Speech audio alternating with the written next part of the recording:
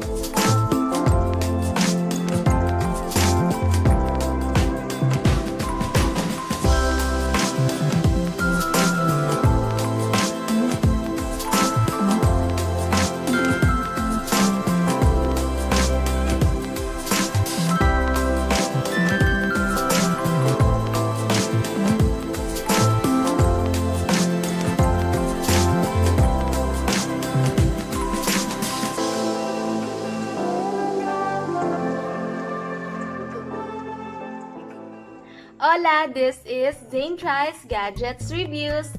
In this video, I will teach you how to connect your smartphone, either iOS, Apple, or Android, to your Blue Yeti microphone.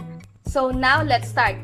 So if you haven't watched my product review about Blue Yeti and all the informations that you need to know before buying it, so I will just link the video in the description box below. So there are a lot of helpful tips in there, so I hope that you will check that out. First is for Android users. So in connecting your Blue Yeti in your Android phone, you just need an Otg USB, and it looks like this. So let's open it. So it's just small, and styles and look may vary depending on the brand that you will buy. So if you are residing in the Philippines, I believe that you can buy this almost everywhere. Also in online shops like Lazada and Shopee, I have seen it also. So this is what you need, and you will use it for this. So let's open the cable that comes with the Blue Yeti. So this is the cable of the Blue Yeti. So you will just insert this to this. So make sure it fits. Then insert this to your phone, to your Android phone. And this to the bottom of the Blue Yeti.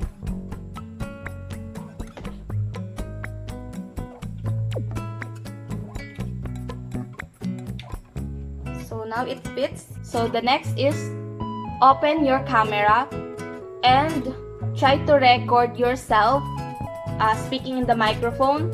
Then play the audio. So if it works, you can hear yourself clearly. So if it doesn't, go to Play Store and download Open Camera app. So this is the app. The next is to open that camera app, and same thing as well, and try to record a video using the microphone. Always remember that the red light should be steady and not blinking, because blinking red light means that it is muted.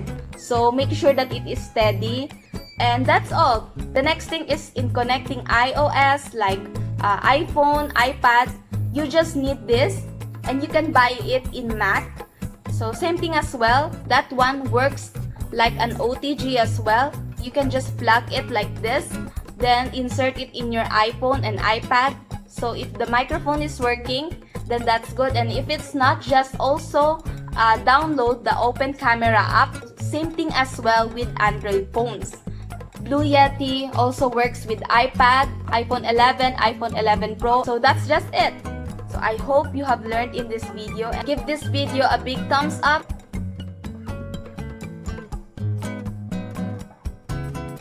And subscribe and hit the notification bell now for more product reviews in the future. So I hope you are happy and safe, and see you on my next video.